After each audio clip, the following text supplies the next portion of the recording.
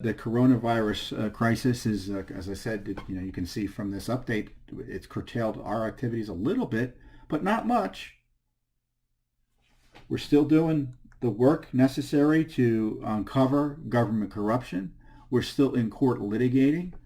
The courts are still operating more or less, at least in the areas that we're concerned about. There have been some delays.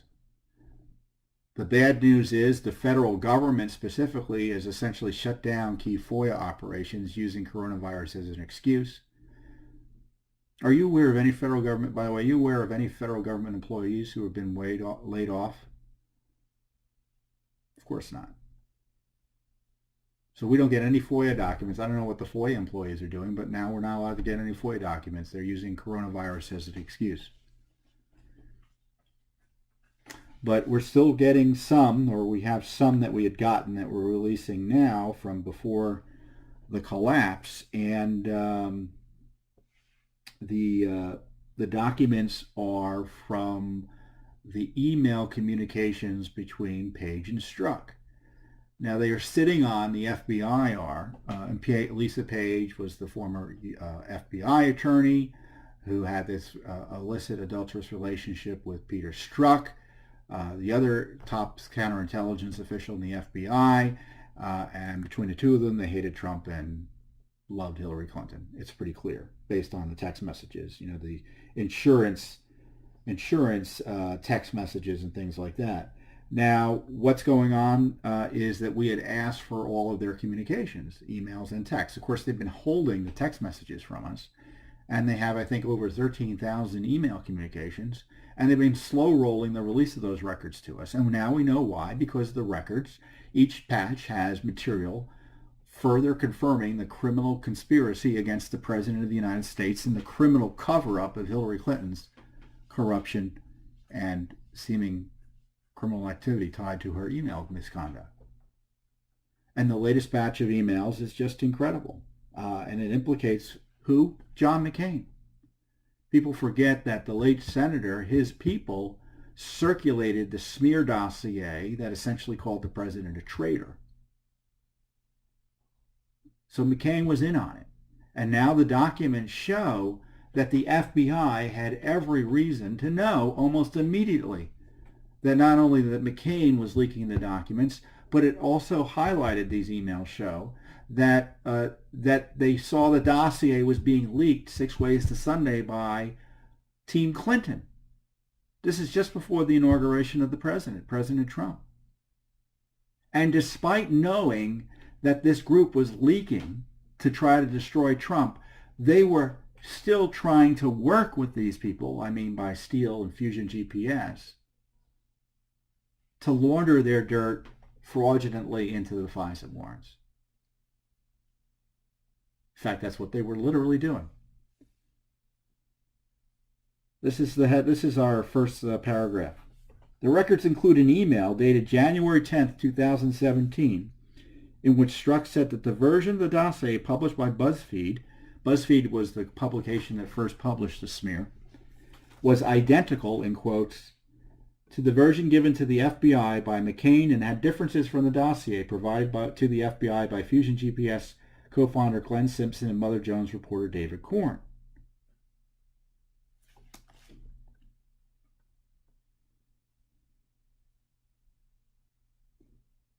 January 10th, 2017 is the same day BuzzFeed published the anti-Trump dossier by former British spy Christopher Steele. Emails show that Strzok and other FBI agents were mocking President Trump a few weeks before he was inaugurated. In addition, the emails reveal that Strzok communicated with Andrew McCabe, the now disgraced former deputy director for the FBI. In fact, he was acting FBI director, which is even more serious for a period of time after Comey was fired. And Strzok was asking McCabe about the so-called leak investigation that was tied to the Clinton Foundation, and McCabe was the leaker. He was implicated in the leak. So that email is really interesting, but there's so much here to unwrap, and I'm going to go through it with you more directly. This is the big email about them knowing that the McCain gang was involved in the leaking, or strongly suggests they knew or should have known. And it also shows that there was more than one dossier floating around out there. And well, I've already told you that. There have been multiple Trump dossiers. This is what was going on. You had Steele giving the dossier to the FBI. You also had Steele laundering additional material through Bruce Orr and Nellie Orr. You had the State Department laundering the Steele material into the State Department, into the Justice Department. You also had the Obama State Department laundering Clinton campaign operatives who had a similar dossier, Sidney Blumenthal and Cody Shear. They were passing that along to Steele and the State Department as well. And then, of course, you had the version by McCain, which is different, that was also given to the FBI. So by my count, that's 1, 2, 3, 4, what is it, 4 or 5 dossiers? Talk about insurance. They had dossiers incoming from all directions in the FBI and Justice Department. And the FBI and Justice Department knew it was a sham. Getting back to the emails that are gobsmacking. Strzok sent on January 10th, 2017, Strzok, under the subject, Ray Buzzfeed published some of the reports, writes, our internet system is blocking the site. I have the PDF via iPhone, but it's 25.6 megabytes. Comparing now, the set is only identical to what Senator John McCain had. It has differences from what was given to us by Korn and Simpson.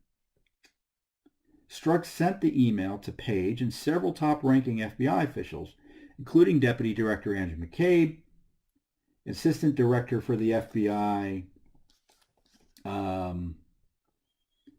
Assistant Director for the Counterintelligence Division, Bill Priestep, who was a step above Strzok, it looks like, Deputy Assistant Director of Counterintelligence John Maffa, Assistant Director for Public Affairs Michael Cortran, General Counsel James Baker, and Directors Comey's Chief of Staff James Rubicki.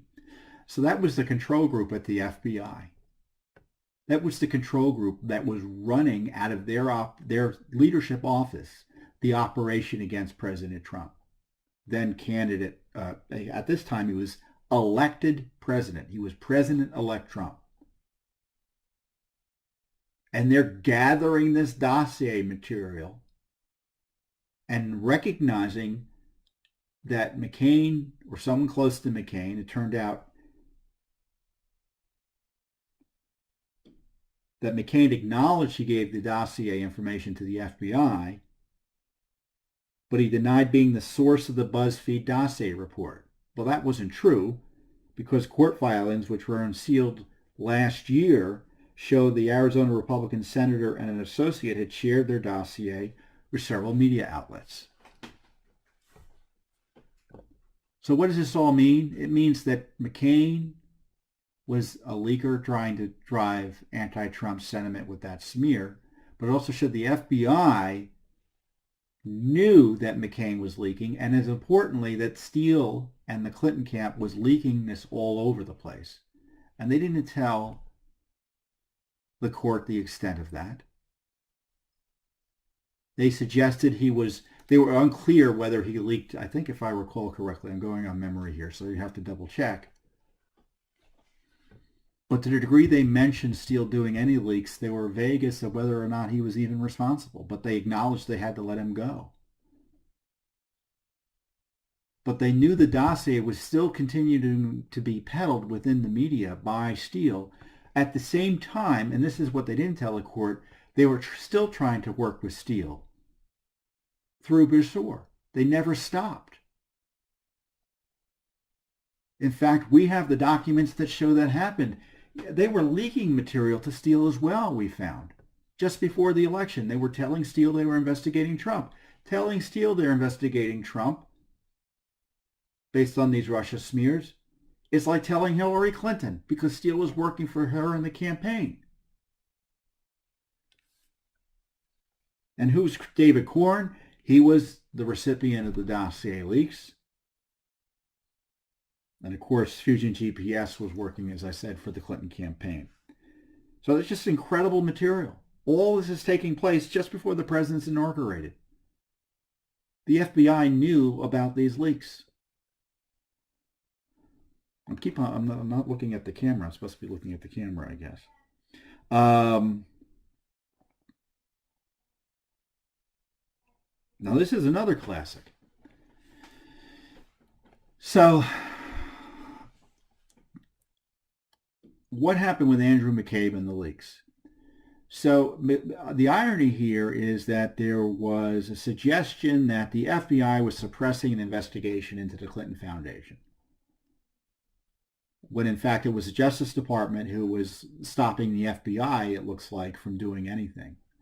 And McCabe was upset about that and leaked that they were still doing something on the Clinton Foundation. And they had, DOJ may have tried to do something, but he leaked that they were still doing something on the Clinton Foundation, when in fact they really weren't doing anything, but that's another matter.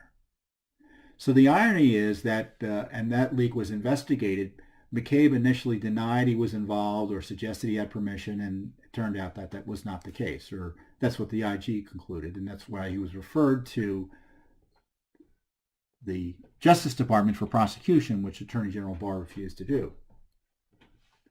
Incredibly. So this email shows that Strzok was trying to figure out what was going on with the leak investigation, and who was he asking about it? Andrew McCabe. So it's just incredible. The new production concludes an email, December 22nd, 2016, in which Strzok asked then Deputy Director Andrew McCabe if the FBI had opened a leak investigation into the Clinton Foundation media reports. Strzok writes, I received word via Jen tomorrow morning, Mike S., presumably Executive Assistant Director Mike Steinbeck, wants to talk about whether we've opened a leak investigation into the publicity surrounding the Clinton Foundation. He said he'd like to discuss, as the D, meaning Comey, would like to do something.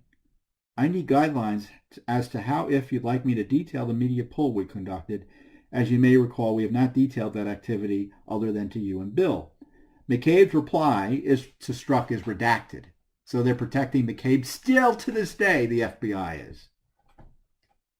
So this is the outrage here. McCabe did it. He didn't tell anyone he was doing it. You can bet he didn't tell Strzok that. And he's directing the investigation into himself. It's like these spy movies where I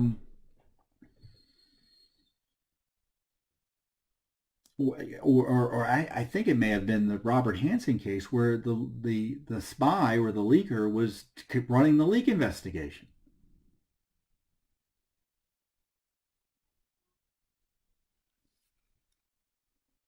And of course, McCabe was fired because he lacked candor under oath and not under oath, but never prosecuted. But if in the FBI, if you're a senior anti-Trump FBI official, you get a pass from the deep state, and frankly, the leadership of the FBI, Wray and Mr. Barr.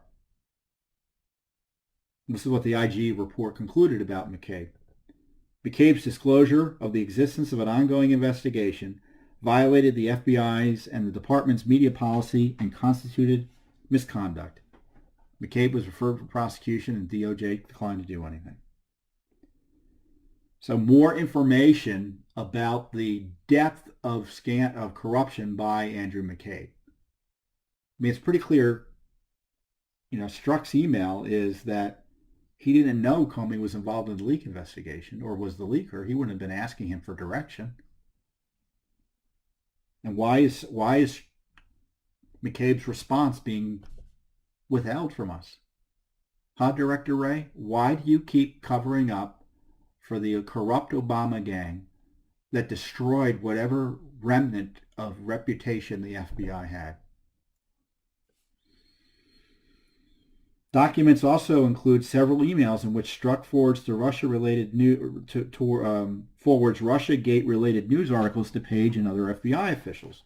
On January 1st, 2017, Strzok forwarded to Maffa and another identified official a New York Times article titled Trump promises revelations on hacking. The article discusses President-elect Trump's skepticism about U.S. intelligence assessments of Russia hacking relating to the 2016 election.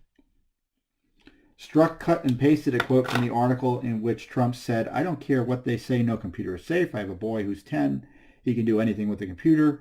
You want something to really go without detection, write it out and have it sent by courier." Seems like a reasonable. That's probably true. The article mentions that Trump said new information would be coming out that following Tuesday. Strzok then says in his cover note, "I think the Tuesday surprise is all the stuff Redacted told him during the CI, the counterintelligence briefing." So now you know that Strzok was involved in the counterintelligence briefings to the President of the United States. Talk about a compromise. He did, and this is, he writes in DID in capitalization, he did mention this stuff about his son and the computer password. A redacted FBI agent, meaning the name of the agent's redacted, replies to Strzok, but the reply is also redacted. Another FBI agent then responds, to be accurate, he called it a code word, not a password. Ha! Exclamation point. Strzok replies, funnies. So there you got senior FBI officials gossiping about the president's counterintelligence investigation and making fun of the incoming president.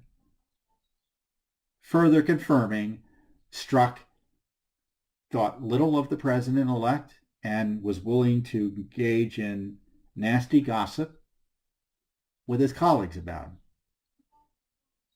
And we've had other emails showing he was sending around the worst of the worst conspiracy theories about Trump and Russia. And this is just icing on the cake. For instance, this is another email. On December 15th, this is an interesting one. Strzok forwards to Lisa Page, an article from the Daily Mail, which states that a former British diplomat, Craig Murray, claimed to have received emails that were stolen from the DNC and John Podesta. Remember, that's the emails that were supposedly hacked by the Russians. How do we know they were hacked by the Russians? Because the Obama gang told us so. And I guess we're not allowed to ask any questions about how they knew. Frankly, I don't believe anything. I believe the Russians probably hacked them, but I don't believe and trust the Obama gang to have figured it out one way or another. Murray said he received the emails near the grounds of American University in Washington, D.C. The article said the emails were from an inside DNC source, not Russians. Strzok writes in his cover note to Page, shady SH*T at AU with a emoji wink. Isn't that curious? You may recall prior emails that we received show that Strzok was involved with other FBI agents in trying to squash a news story about Seth Rich and email. Seth Rich was the DNC staffer who was murdered. The murder remains unsolved.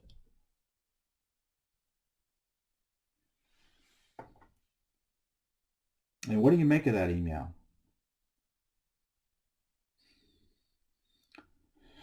On December 21st, 2016, Strzok forwards to Page a link to a Defense One article about Russian efforts to interfere in the U.S. presidential election. Strzok cut and pasted a quote from former acting CIA Director Michael Morell, in which Morell says, to me, and this is to me, and not an overstatement, this is the political equivalent of 9/11. So now we know where Strzok stands there. He's highlighting anti-Trump quotes and sending them around. Well, to be fair, that's not necessarily an anti-Trump quote, but certainly it's an overstatement of what the Russians did by the government's own description in the 2016 elections. If by the intervention he's describing a Moz Facebook ad buy, it ain't much at all. Of course, Morell, being an Obama person, isn't thinking of their coordination with the FBI through Christopher Steele and the Clinton campaign to try to overturn the results of the election and make life miserable for Trump. Again, he forwards an article Strzok does in December of 2016. This is the end of December. A Bloomberg article titled, Trump aide partner with firm run by man with alleged KGB ties.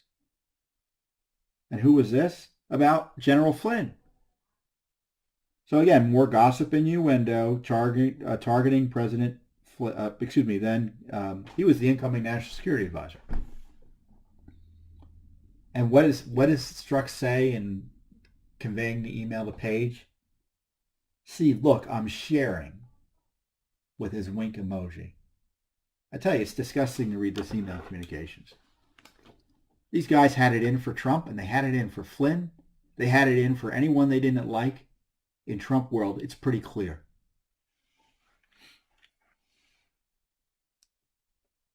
Well, let me just say again, the president should pardon General Flynn. These emails are further demonstration he was unfairly targeted by the Obama gang. Any prosecution or investigation of him is tainted. He was ambushed.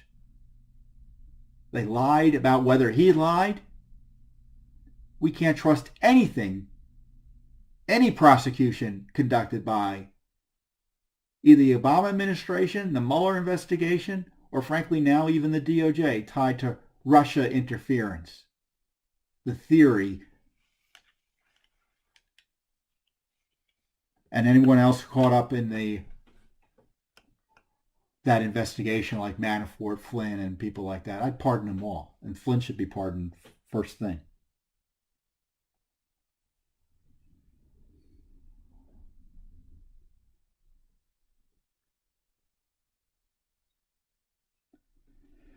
So again, these emails show that Strzok and the Obama FBI almost knew immediately that McCain was behind the leaks of one of the dossier.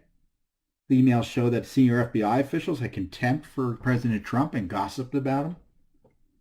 About a counterintelligence agreement, a counterintelligence briefing. I tell you what, I guess I don't need to prove you this, to convince you of this, but it's pretty convincing, though, pretty apparent that the FBI under Comey and McCabe was a train wreck, both ethically and legally. And given the cover-up of what went on that continues to this day, things haven't changed much. Really incredible stuff. And, you know, before I move on to the next topic, I want to explain the details that we're now getting out of this fraud Senate report, which supposedly supports the Obama gang's analysis of the Russia interference in our elections. You had an 80-page report that was mostly redacted that said they engaged in proper tradecraft in concluding. Actually, they didn't conclude. There were disagreements about whether the interference, allegedly, in our elections was because Putin wanted to see Trump win. As Fred Felix has said, who was a former national security official, former CIA official, he said Nunes looked at this material, his team, and they talked to the intel people. They said that Brennan was running the show and he was suppressing evidence the Russians wanted Hillary to win. And when we get confirmation in this Senate report, which was written by, quote, the Senate Intelligence Committee jointly, which means that the Democrats were running it. They've been running the Senate Intelligence Committee since day one, practically speaking, on these issues. It confirms the following. Obama ordered an all-hands-on-deck attack on Trump on Russia interference. They did the report in 3 weeks. They used the dossier at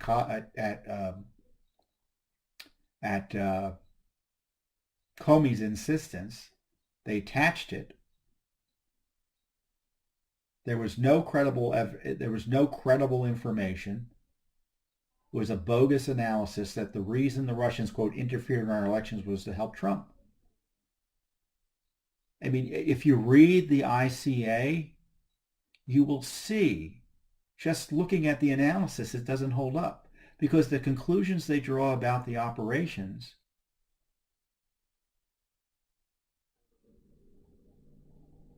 could easily be changed to say the Russians thought Clinton was going to win. They had an interest in making her weaker by bolstering Trump. And of course, they all were writing that intelligence assessment saying that Putin was on Trump's side or wanted him to win, despite knowing and having information that the Russians may have been working with Steele and Clinton directly to hurt Trump. And the Senate Intelligence Committee completely failed in highlighting that. And the Senate majority, the Republicans, Senator McConnell should be asked why he allowed this garbage report to be published. Senator Burr should be asked why he allowed this garbage report to be published. And it shows you these intelligence agencies oftentimes run the show when it comes to oversight in Congress. And this is why Nunes is the exception that proves the rule. Because typically the head of the intelligence committees are tools of the agencies. And Nunes is so hated because he refused to be a tool.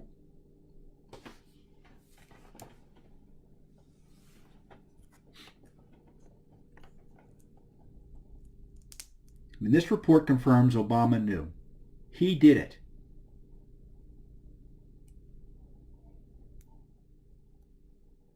And I don't know what the Russians did with their interference in our elections. I don't know what the scope of it was, whether it was material or why it was done.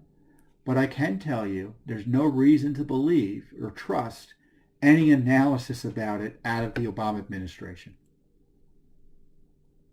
And one of the great failures initially of the Trump administration was President Trump's appointees who were oblivious just to continue to accept the Obama administration's conclusions about Russians' intent in interfering in our elections and the scope and the nature and the purpose, as opposed to doing something substantive and asking what was going on here, that the Obama gang rushed out this intelligence report breaking all the rules and norms to make Trump look bad.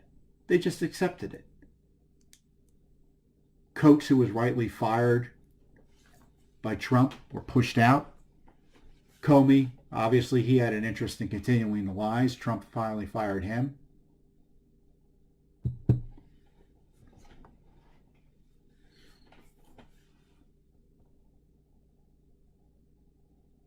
And I don't trust Durham to get to the bottom of this. Supposedly he's investigating Brennan. Brennan was behind, according to reports, this scam ICA.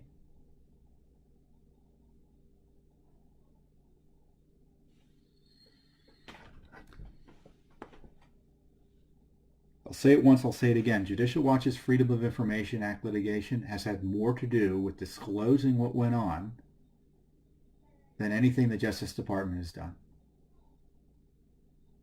The IG report, much of that, there was additional information, but much of the core information was already developed by Judicial Watch through its Freedom of Information Act litigation. I mean, Nunes, he and his people did the analysis early on that it just withstood the test of time. It's all just been confirmed.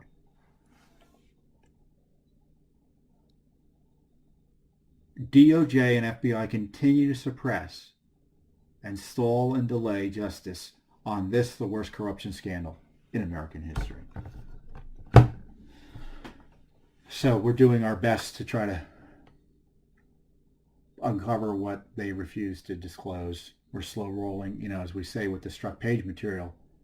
There's still more coming out. Of course, now all that's going to be stalled using coronavirus as an excuse.